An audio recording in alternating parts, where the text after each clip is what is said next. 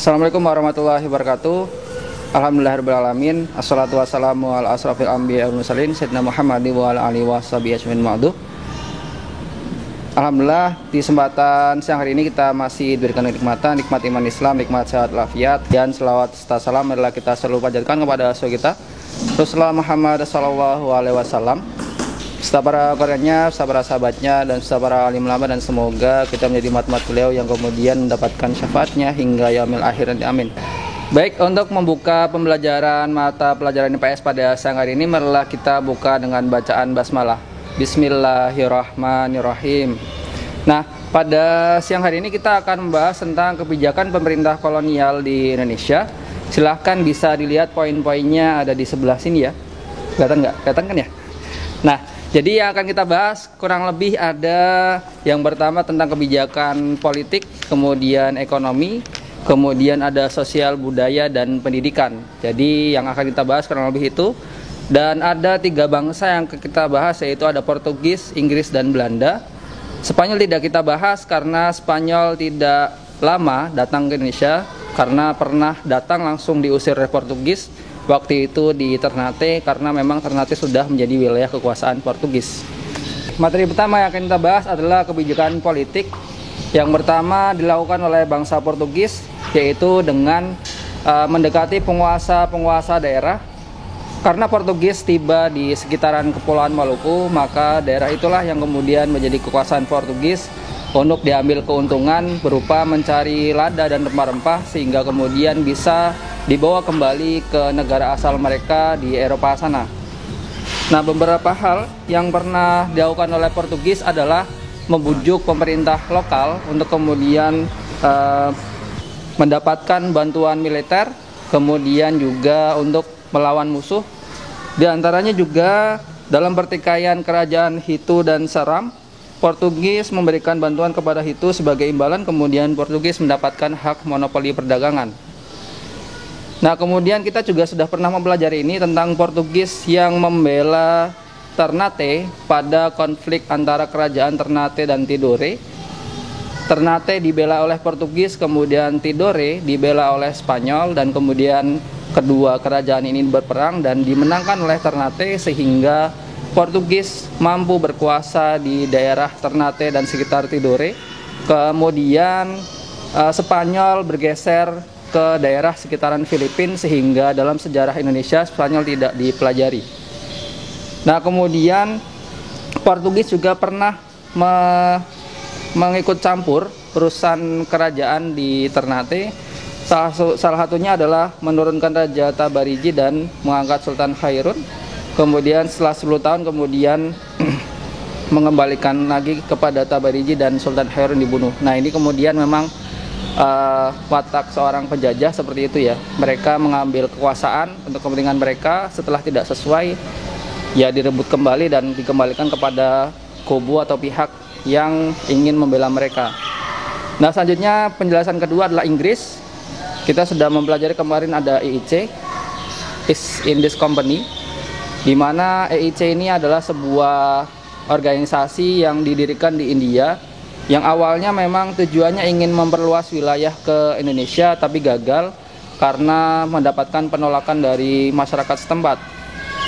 Akan tetapi kemudian di abad 19, Inggris mampu memasuki pengaruhnya ke Indonesia melalui Stamford Raffles, di mana kemudian Thomas Stamford Raffles ini membuat beberapa kebijakan, diantaranya membuat wilayah keharisidanan di sekitar Jawa, hingga mungkin sekarang kita masih mengenal ada beberapa keharisidanan, misalkan ada Pekalongan begitu ya, kemudian ada Banyumas, Semarang, Kedu, kemudian Surakarta, dan lain sebagainya, yang memang ya wilayah itu sebenarnya sudah dicetuskan oleh pemerintahan Raffles sebagai Inggris, karena Belanda pernah kalah dari Inggris, kemudian Inggris berkuasa sekitar 6 tahun di sana begitu.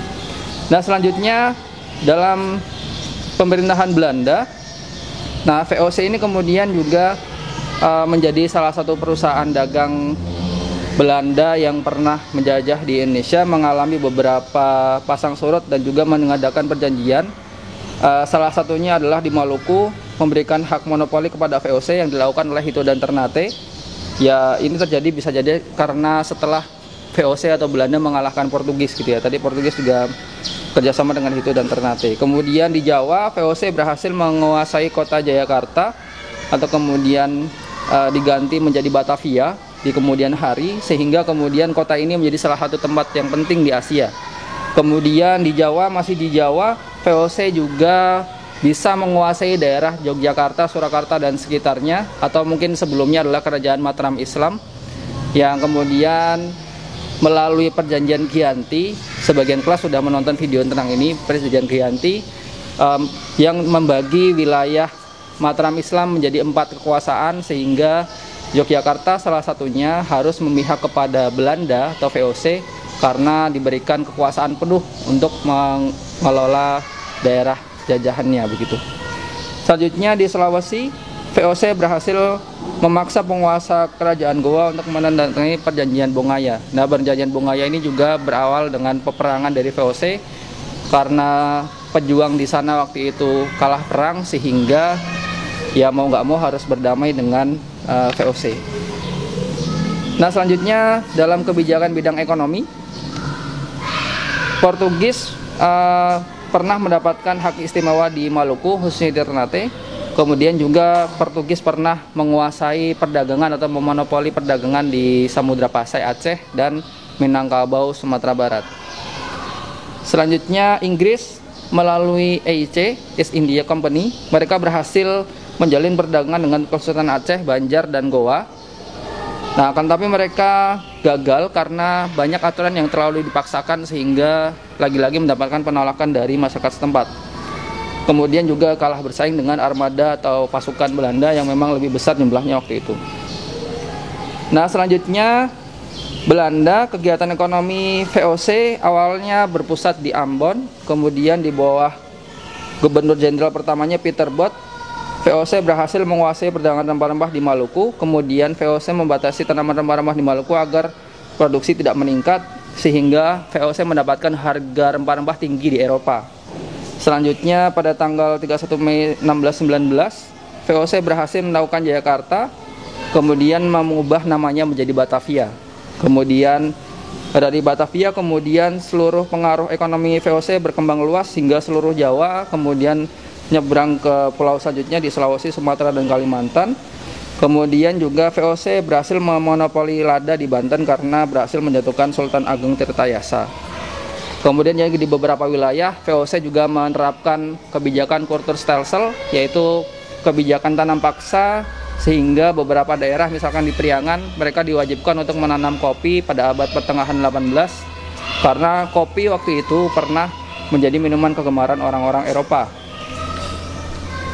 Nah, selanjutnya di bidang sosial budaya ini memang pemerintah kolonial tidak begitu banyak untuk memberikan pengaruhnya, hanya beberapa saja. Di buku ini dicontohkan ada pada masa Raffles memberikan bantuan kepada ahli pengetahuan, misalkan Horsfield, kemudian Crawford dan Mackenzie, untuk menyelidiki peninggalan sejarah kuno di Indonesia. Pemerintah Raffles kemudian membantu lembaga-lembaga kebudayaan, misalkan seperti Batavia Genootschap, untuk memajukan kebudayaannya. Di samping itu, Raffles juga menerbitkan buku yang berjudul History of Java pada 1817. Nah, kemudian selanjutnya di bidang pendidikan, Belanda menerapkan kebijakan politik etis. Politik etis ini diterapkan oleh Ratu Wilhelmina pada tanggal 17 September 1901.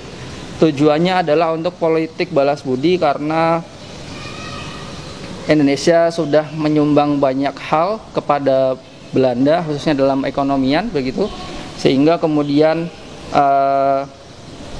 dalam hal ini Ratu Wilhelmina harus mempunyai kewajiban moral untuk hutang budi tersebut.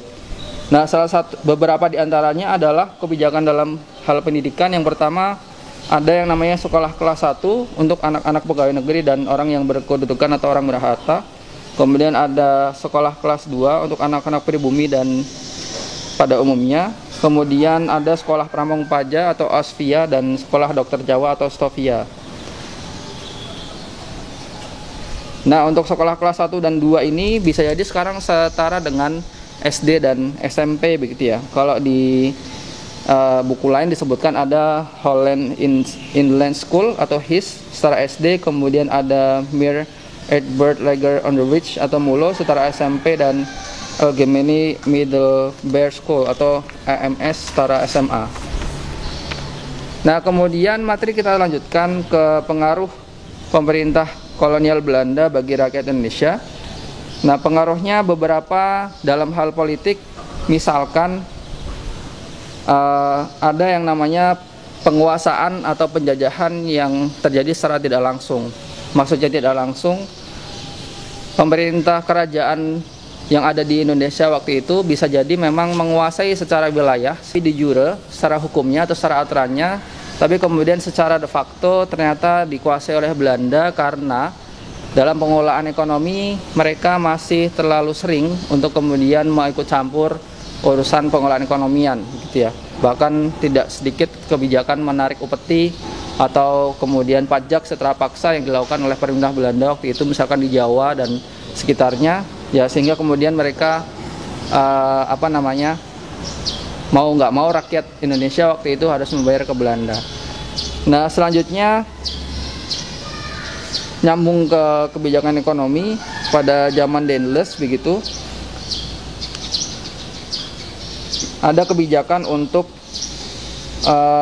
membangun jalan raya dari Anyer atau Banten hingga Panarukan Jawa Timur.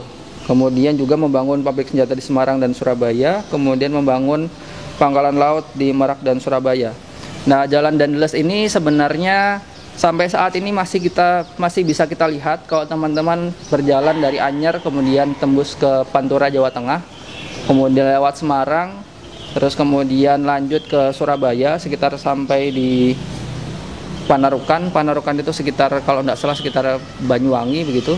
Dan memang itu jalannya masih ada, namanya Jalan Daendels. Kalau di Pekalongan, kalau teman-teman tahu Jalan Jenderal Sudirman, itu namanya Jalan Daendels dulunya karena dibuat oleh Daendels, kebijakan Daendels, kemudian membuatnya juga melalui tenaga rakyat, dipaksa, tidak dibayar, tidak dikasih makan, bahkan tidak sedikit yang meninggal. Nah, istilahnya kalau dalam kerja paksa ini namanya kerja rodi. Ya, memang kerja rodi ini sangat menguras banyak tenaga Indonesia sehingga banyak korban jiwa begitu ya. Nah, selanjutnya pada zamannya Thomas Stamford Raffles ada yang namanya kebijakan ekonomi liberal, di mana kemudian kebijakan ekonomi liberal juga sebenarnya tujuannya untuk menguntungkan pemerintahan waktu itu Inggris begitu. Akan tapi ternyata tidak mampu dilaksanakan dengan baik karena terjadi penolakan, sehingga lagi-lagi mau nggak mau ya harus ada harus ada yang namanya kebijakan tanam paksa lagi atau kerja paksa lagi, kerja rodi lagi begitu, sehingga rakyat Indonesia akhirnya menderita lagi begitu di dalam seperti hanya Daendels, Raffles juga sama memeras Indonesia. Pada masa berikutnya, pemerintahan Belanda berusaha mengerahkan seluruh potensi rakyat Indonesia untuk membangun negara Belanda. Sejak tahun 1830, bersamaan berpisahnya Belgia dari Belanda dan berakhirnya Perang Diponegoro, Raja Belanda William pertama menyatakan bahwa kas Belanda mengalami kekosongan sehingga perlu adanya kas tambahan yang kemudian untuk digunakan untuk menyelamatkan kerajaan Belanda itu sendiri. Nah, kasnya itu berasal dari wilayah jajahan Belanda, yaitu Indonesia. Nah, pada pemerintahan Belanda melalui Gubernur Jenderal Johannes van den Bosch menerapkan kebijakan tanam paksa. Dalam kebijakan ini, rakyat Indonesia yang memiliki tanah pertanian diwajibkan menanam tanaman yang laku sebagai komoditas tanaman ekspor. Nah, tanamannya di sini misalkan adalah tebu dan kopi. Kemudian harganya dibeli dengan harga yang murah sehingga rakyat lagi-lagi dirugikan. Tidak hanya tanam paksa, rakyat yang ikut menanam begitu juga disuruh, dipaksa untuk kemudian membangun jalan raya, kemudian membangun jembatan, irigasi, dan penjagaan keamanan. Nah, akibat tanam paksa ini kemudian kekayaan dari Indonesia mengalir ke Belanda pada tahun 1831 hingga 1871. Batavia sebagai kantor pemerintahannya mampu menyetorkan 823 juta gulden ke kas Belanda. Bahkan pada sekitar tahun 1860-an, sekitar 72% penerimaan kas kerajaan Belanda disumbang dari Hindia Belanda atau Indonesia. Di sisi lain, rakyat Indonesia menderita dan mengalami kemiskinan. Di beberapa daerah, misalkan di Demak, Purwodadi, dan Cirebon mengalami kelaparan. Nah, kemudian akibat adanya tanam paksa itu memunculkan kritik dari berbagai pihak sehingga Belanda menghapus kebijakan tersebut, dan pada tahun 1870 dikeluarkan Undang-Undang Agraria dan Undang-Undang Gula, yang kemudian kedua undang-undang tersebut mendorong para pengusaha swasta asing untuk menanamkan modal di Indonesia. Kebijakan ini disebut juga sebagai kebijakan pintu terbuka, di mana semua pengusaha dari luar dapat menanamkan modalnya Indonesia, baik di perkebunan kopi, kemudian perkebunan tebu, kina, karet, dan tembakau. Perkebunan dibangun dengan fasilitas bendungan, saluran irigasi, jalan kereta api, dan sebagainya. Nah, kemudian untuk mendukung kebijakan ini, dibutuhkan tenaga kerja yang kemudian diambil dari rakyat Indonesia secara paksa. Nah, kalau peninggalan Belanda di Pekalongan, kalau teman-teman tahu daerah Sragi, di sana ada pabrik gula, sebelahnya juga ada kayak semacam kereta api begitu. Nah, untuk kereta apinya dibuat untuk mengangkut tebu dari sawah di sekitarnya. Nah, sampai sekarang masih beroperasi, sehingga kemudian peninggalan itu masih selalu berjalan hingga saat ini pun masih dijalankan. Nah, kemudian ada juga kebijakan kuli kontrak yang mengakibatkan kemudian rakyat Indonesia yang menjadi kuli atau menjadi pekerja paksa tersebut tidak bisa lari dari perkebunan. Kemudian juga para pengusaha diberi hak ponel sancti, yaitu merupakan hak untuk meminta kepada polisi agar menangkap dan mengembalikan kuli apabila lari dari perkebunan. Nah, dari hal tersebut kemudian kaum liberal yang terdiri dari pengusaha harapannya bisa menciptakan kemakmuran rakyat Indonesia, akan tetapi justru meleset, dan kemudian suatu panitia dibentuk pemerintah Hindia Belanda untuk menyelidiki kehidupan bangsa Indonesia. Berdasarkan hasil penelitian itu diperoleh data bahwa kebanyakan rakyat Indonesia khususnya di Jawa mengalami hidup kemiskinan. Nah, dalam pengaruh sosial, penjajahan kolonial juga membagi beberapa kelas, khususnya kelas sosial masyarakat Indonesia waktu itu. Ada 3 golongan. Yang pertama golongan Eropa, kemudian golongan Timur Asing, dan golongan pribumi. Nah, golongan masyarakat Eropa ya dari Eropa itu sendiri, ada Inggris, Belanda, Portugis, dan lain sebagainya. Kemudian Timur Asing ada orang-orang dari Cina atau Tiongkok, atau kemudian ada orang-orang dari India dan Arab. Kemudian untuk masyarakat pribumi ya masyarakat asli Indonesia, bisa Jawa, Sumatera, dan lain sebagainya. Kemudian terhadap pengaruh kehidupan budaya. Nah, dalam hal ini kebudayaan yang bercampur dengan kebudayaan Indonesia, kebudayaan Belanda sebenarnya sangat sedikit, hanya saja memang kemudian Eropa khususnya Belanda mewariskan budaya yang mungkin kita kenal sebagai individualis. Kalau di buku disebutkan kebudayaan Indis. Nah, di sini kebudayaan ini ya bagaimana kemudian sifat kepedulian masyarakat atau seseorang kepada masyarakat begitu mengalami pengurangan. Selanjutnya, pengaruh dalam kebudayaan atau dalam kehidupan budaya. Para penjajah Eropa mewariskan budaya yang sehingga di zaman saat ini kita kenal sebagai individualisme, di mana seseorang tidak mempedulikan kondisi sekitarnya atau masyarakatnya. Kalau di budaya Eropa atau di Belanda ini disebut sebagai kebudayaan Indis. Atau kemudian juga mencampurkan budaya yang berakulturasi dengan budaya Barat. Sebenarnya bukan perilaku sih, tapi lebih kepada bangunan, arsitek, kemudian mungkin ada beberapa bahasa begitu ya, yang memang kita ucapkan secara tidak sadar ternyata dari bahasa Belanda. Misalkan kayak kantor begitu, itu dari Belanda. Kemudian misalkan kayak broek, kalau bahasa Jawa itu jembatan gitu ya, itu juga berasal dari bahasa Belanda.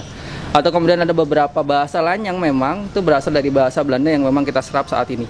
Atau kemudian penggunaan bahasa Inggris atau bahasa Eropa yang lain yang kemudian kita serap secara tidak langsung dan kemudian kita lafalkan hingga saat ini.